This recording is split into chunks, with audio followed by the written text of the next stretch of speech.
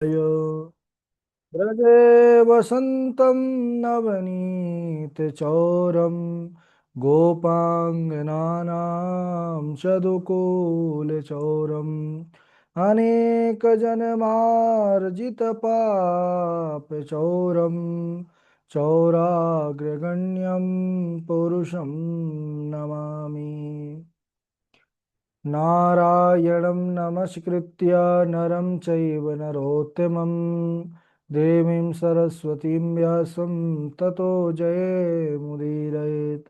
श्रीलक्ष्मीनाथसमारम्भां नाथयामुनिमध्यमाम् अस्मदाचार्यपर्यन्तां वन्दे श्रीगुरुपरम्पराम्। अञ्जनानन्दनं वीरं जानकीशोकनाशनं कपीशमक्षहन्तारं वन्दे लङ्काभयङ्करम्। भक्ति भगवन्त गुरु चतुर्नाम वपु एक, इनके पद बंधन किए नाशत विघ्न अनेक। श्री श्यामाजू के पद कमल जब लग हृदय नवास, श्याम भ्रमर आवत नहीं तब लगता के पास। बोले वृंदावन बिहारी लाल की जय, भागवत महापुराण की जय, श्री सुखदेव भगवान की जय। परम मंगलमय परात्पर अखिलेश्वर अचिंत कल्याण गुणगण निधान सर्वेश्वर सर्वाधिपति अकारण करुणा वरुणालय अकारण करुणा कारक सकल जन कल शापहारक परात्पर पर ब्रह्म सच्चिदानंद स्वरूप परम पिता परमात्मा श्री राधा गोविंद सरकार राधा रमण बाधा हरण श्री बांकी बिहारी लाल उनका यह वांगमय शब्दमय विग्रह श्रीमद् भागवत महापुराण। कोटि कोटि नमन कोटि कोटि प्रणाम से परम पावन पुराण ग्रंथ पारमहंस्यों की पावन संहिता को परमाराध्य नंद नंदन यशोदा नंदन ब्रज रंजन देवकी नंदन श्याम सुंदर श्री कृष्ण के पाद पद्मों पर कोटशाह नमन नतमस्तक वंदन एवं अभिनंदन। उनकी आह्लादनी शक्ति प्राण प्रिया जगत वंदनी वृषभान वंदनी भास्वती जगदीश्वरी बरसाने वाली श्री किशोरी जी के पावन चरणारविंदों पर कोटशाह प्रणति। समस्त भूतादिक श्री राम मैं सब जग जानी, करऊं प्रणाम जोर जोग पानी। सज्जनों, हम सबका परम सौभाग्य की भागवत साप्ताहिक कथा सीखने का सुंदर विचार हम सबके हृदय पर आया, और विचार केवल विचारों तक ही सीमित नहीं रहा, जीवन में साकार होकर के उपस्थित हुआ। कई बार हम सब ऐसे पावन कथा को सीखने का विचार बनाते हैं, लेकिन जब तक भगवान की विशेष कृपा नहीं होती वह विचार विचारों तक ही रह जाता है, जीवन में उपस्थित नहीं हो पाता साकार होकर के। राधा माधव की जब विशेष कृपा अति हरि कृपा जाहि पर होई, पाँव देहि एहि मार्ग सोई। तो हम सब पर भगवान का विशेष कृपा विशेष अनुग्रह हुआ। ये भागवत साप्ताहिक कथा सीखने का सुंदर जीवन में शुभ अवसर हमारे आया। हम सबका कर्तव्य है कि इस अवसर का पूर्ण रूप से लाभ ले। उसके लिए आवश्यकता है सच्ची लगन निष्ठा और परिश्रम। बड़ी सुंदर चर्चा पर हम सब बने हुए थे। पूर्व दिवस पर चर्चा चल रही थी। ब्रह्मा जी नारद जी से बतला रहे हैं किस प्रकार से यह सृष्टि भगवान नारायण के द्वारा ही इस सृष्टि का विस्तार होता है। जब उनकी इच्छा एको हम बहुश्यामः, एक से अनेक होने की हुई, तब कैसे किस प्रकार भगवान जो है वही विराट रूप में प्रकट होते हैं। उन्हीं विराट भगवान की नाभि कमल से मेरी उत्पत्ति हुई। ब्रह्मा जी जब उस कमल नाल से प्रकट हुए, चारों तरफ देखे कि मैं कहाँ से आया हूँ, पता कुछ दिख नहीं रहा, सब जगह जल ही जल। कमल नाल के सहारे उतरे नीचे जल में, खूब हजारों वर्षों तक ढूंढे लेकिन उसका अंत नहीं पाए। फिर हार थक करके अपने उत्पत्ति स्थान पर आ गए। तब उनको आकाशवाणी हुई, स्पर्शेश हुए षोडश में का विंश। उसमें उनको ता और पा यह दो अक्षर सुनाई दिए, और ब्रह्मा जी कहते हैं नारद, मैं वह तप को आकाशवाणी को मान करके और तपस्या करना प्रारंभ कर दिया। कई हजार वर्षों की तपस्या करने के बाद भगवान नारायण मुझ पर कृपा किए, उन्होंने मुझे दर्शन दिए, अपने बैकुंठ का दर्शन कराया। उसके बाद मुझे आज्ञा दी कि ब्रह्मा जी, आप जो है इस सृष्टि का विस्तार करो। मैंने चरणों में प्रणाम किया कि प्रभु, आप मायापति हैं, आपकी माया बड़ी विशाल है, बड़ी बलवती है। सारे जग को रही नचाय, हरि माया जादूगरनी। तो ये संसार को मैं बनाऊंगा और इस माया में संसार है तो कहीं मैं मोहित ना हो जाऊं, इसलिए मुझे ऐसा ज्ञान दीजिए, ऐसा उपदेश कीजिए कि मैं सृष्टि करते हुए भी उस सृष्टि में मोहित ना हो। तब भगवान नारायण ने ब्रह्मा जी पर कृपा करके 4 श्लोकों का यह भागवत रूपी ज्ञान प्रदान किया। यही भागवत जो हम सब आप पढ़ने के लिए, सीखने के लिए जुड़े हुए हैं, यह भागवत सबसे पहले भगवान नारायण ने ब्रह्मा जी को प्रदान किया। इसका स्वरूप था 4 श्लोकों में। फिर ब्रह्मा जी ने नारद जी को दिया और नारद जी ने फिर व्यास जी को दिया, फिर व्यास जी ने इसको 18,000 श्लोकों में परिवर्तित किया। तो चतुश्लोकी भागवत का दिव्य उपदेश भगवान नारायण ब्रह्मा जी को प्रदान कर रहे हैं। और इसमें 4 श्लोक है। पहले श्लोक में इसमें परमात्म तत्व, ब्रह्म तत्व का वर्णन किया गया है। दूसरे श्लोक में माया तत्व का, तीसरे में जीव जगत तत्व का, और चौथे में संसार से मुक्त होने का रहस्य बताया गया है। चतुश्लोकी भागवत, यही इस भागवत महापुराण पारमहंसों की जो संहिता है, 18,000 श्लोकों का पावन शास्त्र है, इसी का मूल जो जड़ है, यह चतुश्लोकी भागवत है। आइए हम श्रवण करें। भगवान नारायण सुंदर उपदेश ब्रह्मा बाबा को दे रहे हैं। कहते हैं कि हे ब्रह्मा, अहमेवासमेवाग्रे नान्यद यत सदसत परम पश्चादहम यदेतच्च यो वशिष्येत सोऽस्म्यहम् हम। हे ब्रह्मा जी, इस जगत के सृष्टि से पूर्व केवल मैं था, अहम एव अग्रे, और मेरे अलावा कुछ नहीं था। इस जगत के रूप में ही मैं विद्यमान हूँ, और जब यह जगत नहीं रहेगा तब जो केवल रहेगा वो मैं ही रहूंगा। पश्चादहम यदे तच्च यो वशिष्येत सोऽस्म्यहम् हम। ऋतेरथम यत् प्रतीयेत न प्रतीयेत चात्मनि तद विद्यादात्मनो मायाम यथा भाषो यथा तमः। वास्तविक वस्तु उस परमात्मा को छोड़ करके जिसकी प्रतीति होती है, और जो है वो दिखता नहीं है, जो नहीं है वो दिखता है कौन? हरि व्यापक सर्वत्र समाना, सब जगह परमात्मा है, वह ब्रह्म है, वह ईश्वर है। और माया होती नहीं है। माया यानी नहीं कहते कि बड़ा जो है तो माया भी है। असुर लोग माया भी होते थे, जो होते नहीं थे वो बन जाते थे। पूतना जैसे सुंदर स्त्री का रूप बनी, सुरपखना जो है आई राम जी के पास तो सुंदर स्त्री का रूप बना करके आई है। काल जो असुर था, उसका नाम है कालनेमी। कितने कितने ये लोग रूप बनाते थे। तो ऐसे ही माया यानी जो है नहीं वो दिखाई दे। तो जो होता है वो दिखता नहीं है, जो नहीं होता वो दिखता है, यही भगवान की माया है। इसे माया कहते हैं। जैसे आकाश में चंद्रमा एक है, लेकिन जब हम अपने पलकों के ऊपर अंगुली ऐसे रखते हैं तो वो हमको दो प्रतीत होता है। कोई भी वस्तु सामने रखी है, जब हम ऐसे उंगली करते हैं तो दो दो दिखने लगता है। क्या दो होते हैं? होता तो एक ही है, लेकिन दूसरा मिथ्या है। जैसे आकाश में तारों के मध्य राहु नामक ग्रह विद्यमान है, परंतु वह दिखाई नहीं देता, इसी प्रकार हे ब्रह्मा जी, मैं चराचर जगत में विद्यमान हूँ, परंतु उसका ज्ञान नहीं होता।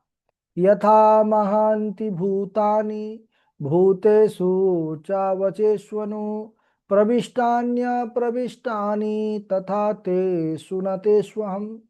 जैसे प्राणियों के छोटे बड़े शरीर में आकाश आदि पंच महाभूत होते हैं, क्योंकि हम सबका, चाहे पशु हो, पक्षी हो, मनुष्य हो, देवता हो, सबका शरीर पंचभूतात्मक होता है। क्षिति जल पावक गगन समीरा। तो भगवान कहते हैं कि हे ब्रह्मा बाबा, मैं ही पंचभूतों रूप में, पंचभूत में पंचभूतात्मक है भगवान का स्वरूप। तो मैं ही पंचभूतों में सबके अंदर बाहर स्थित रहता हूँ, और मेरे अलावा कोई है ही नहीं, इसलिए मैं प्रविष्ट नहीं भी होता हूँ। तो हे ब्रह्मा जी, प्राणियों के शरीर में आत्म रूप से मैं सदा प्रविष्ट हूँ। एतावदेव जिज्ञासम तत्व जिज्ञासुनात्मनः अन्वय व्यतिरेकाभ्याम यत् स्यात् सर्वत्र सर्वदा। यह ब्रह्म नहीं, यह ब्रह्म नहीं, इस प्रकार निषेध की पद्धति से, अथवा यह ब्रह्म है, यह ब्रह्म है, इस प्रकार व्यतिरेक की पद्धति से सदा सर्वदा यही सिद्ध होता है कि वह परमात्मा सब जगह है, विद्यमान है। जो परमात्मा तत्व को जानना चाहते हैं उन्हें केवल इतना ही जानने की आवश्यकता है कि सब जगह परमात्मा है। इसीलिए हमारे महापुरुषों ने, संतों ने बस यही कहा कि हमेशा ये स्मरण रखो कि हम भगवान के हैं, भगवान हमारे हैं। हे नाथ, मैं आपको भूलूं नहीं। और हम राम जी के, राम जी हमारे हैं, हम श्याम जी के, श्याम जी हमारे हैं, हम श्याम जी के, श्याम जी हमारे हैं, हम श्याम जी के, श्याम जी हमारे हैं। भगवान नारायण ने इस प्रकार दिव्य चतुश्लोकी भागवत का उपदेश दिया। कहने लगे, हे ब्रह्मा जी, आप यह चतुश्लोकी भागवत अपने हृदय पर धारण कर लो, जिसे कल्प कल्पांतरों तक सृष्टि करते रहोगे लेकिन आप मोहित नहीं होगे। ऐसा उपदेश देकर भगवान नारायण अंतर ध्यान हो गए। श्री सुखदेव जी कहते हैं, परीक्षित, श्रीमद् भागवत महापुराण में 10 लक्षणों का वर्णन किया गया है। कौन कौन से 10 लक्षण हैं? पहले हमने पढ़ा था पुराण के 5 लक्षण, लेकिन यह श्रीमद् भागवत महापुराण है, इसमें 10 लक्षण है। उसमें पढ़ा था 5 लक्षण कौन कौन से हैं। सर्गश्च, प्रतिसर्गश्च, वंशो मनवंतराणि च, वंशाय चरितम चैव पुराणम पंचलक्षण। लेकिन यह श्रीमद् भागवत महापुराण में 10 लक्षण है। कौन कौन से? अत्र सर्गो विसर्गश्च स्थानं पोषणमूतयः, मनवंतरेशानुकथा निरोधो मुक्तिराश्रयः। इसमें 10 लक्षण है। सर्ग, विसर्ग, स्थान, पोषण, ऊति, मनवंतर, ईशानुकथा, निरोध, मुक्ति और आश्रय। सर्ग क्या है भाई? तो तीसरे स्कंध को सर्ग की संज्ञा दी गई है। इसमें सूक्ष्म सृष्टि का वर्णन किया गया है। चतुर्थ स्कंध को विसर्ग कहा गया है। ब्रह्मा जी से चराचर जगत की जो स्थूल सृष्टि है, यही विसर्ग है। पंचम स्कंद को स्थान कहते हैं। प्रतिक्षण विनाश की ओर बढ़ते हुए संसार को एक मर्यादा पर रखने से जो भगवान की श्रेष्ठता सिद्ध होती है, उसे स्थान कहते हैं। जैसे संसार क्या है? बोले संसरती संसारा, जो निरंतर सरक रहा है, नाश की ओर बढ़ रहा है ना। वैज्ञानिक भी मानते हैं कि नित्य प्रति ये जो है क्षरण की ओर है, विनाश की ओर है। तो फिर भी भगवान ने जिसमें एक मर्यादा बनाई, क्या मर्यादा? सुंदर चारों युग बनाए, कल्प बनाए, है।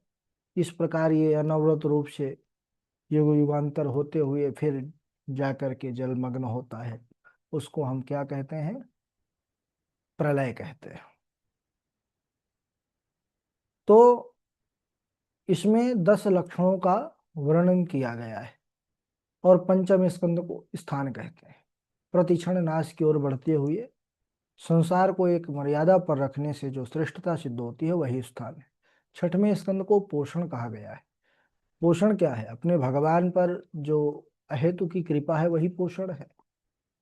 सातवें स्कंद को ऊति कहते हैं। जीवों की वे वासनाएं जो उनको कर्म बंधन में डालने वाली हैं, उनको ऊति कहते हैं।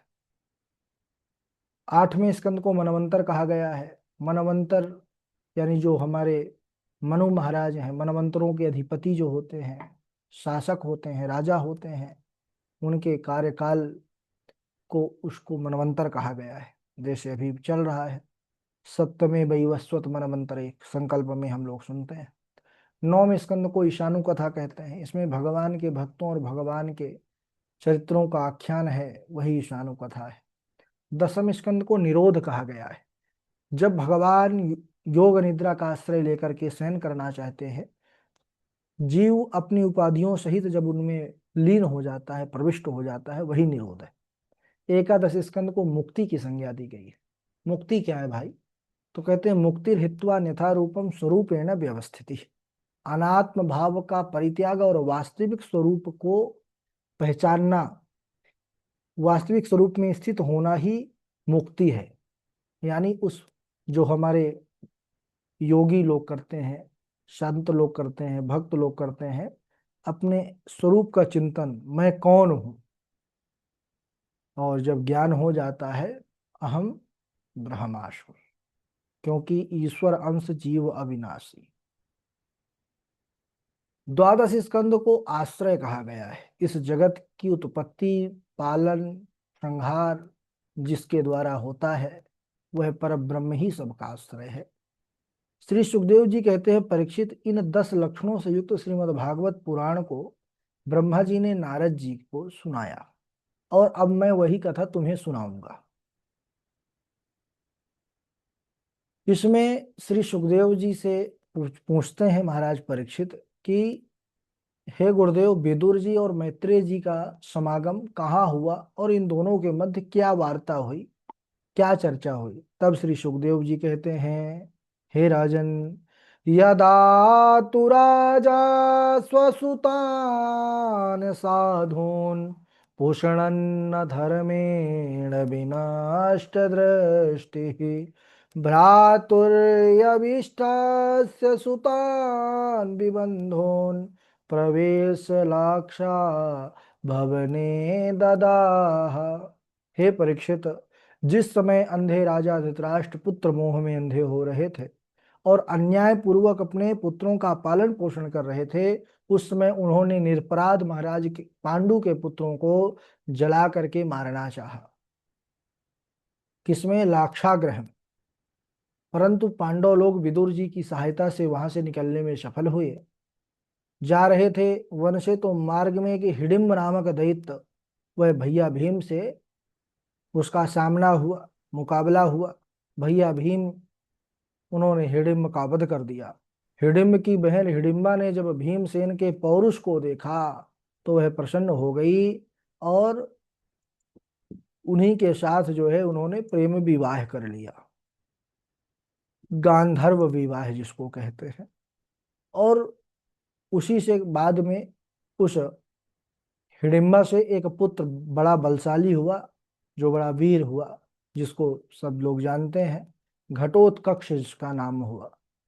पांडवों ने वन में निवास किया। अच्छा, जिस समय महाराज द्रुपद ने द्रौपदी का स्वयंवर किया था, उस समय देश विदेश से अनेकों राजा राजकुमार वहां स्वयंवर पर आए। पांडव भी महात्मा वेश में वहां पर पहुंचे थे। वहां पर एक बड़ी शर्त रखी गई थी कि जो भी वीर तेल में चलती हुई मछली की परछाई को देख करके वध कर देगा, मत्स्य भेद कर देगा, तो उसके साथ द्रौपदी का विवाह होगा। अनेकों राजा आए, अनेकों राजकुमार आए, बहुतों से धनुष नहीं उठा। जिससे धनुष उठा वह प्रत्यंचा नहीं चढ़ा पाया, और जिसने कर्ण आया तो धनुष भी उठा लिया, प्रत्यंचा भी चढ़ा लिया। हो सकता था वो, क्योंकि वीर था कर्ण भी। लेकिन द्रौपदी ने कहा कि मैं राजकुमारी हूं, किसी सूत पुत्र से विवाह नहीं करूंगी। इसे अपमानित होकर के कर्ण सभा से बाहर आया। तब दुर्योधन ने कर्ण को अपना अंग देश प्रदान गुरुजी आवाज नहीं आ रही है। अंग देश प्रदान करके और अपना मित्र बना लिया। अच्छा, आवाज भैया कब से नहीं आ रही है? बहुत टाइम से नहीं आ रही है गुरुजी, सब लोग अच्छा, जब बोले वृंदावन बिहारी चलिए लाल आवाज की। रुक तो भी 5 कर से नहीं आ देता। रही मतलब। चलिए, हमारे पास तो ये ऐसा श्लोक समझा रहे थे। हमारे पास तो अभी सूचना नहीं आ रही नेटवर्क वीक की। नेटवर्क तो बढ़िया दिख रहा है। आवाज क्यों नहीं आ रही? नहीं जा रहा इसलिए। हम्म, चलो, कोई बात नहीं। राहुल एकदम कट कट के आ रही है। कोई बात नहीं। बोले वृंदावन बिहारी ये लाल पर की। वो जो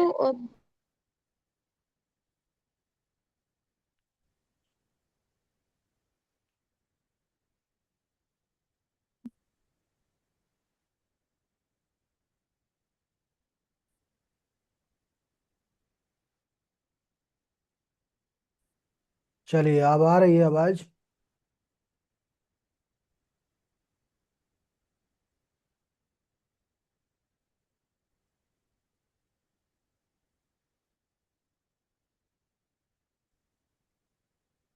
Recording in progress. Progress.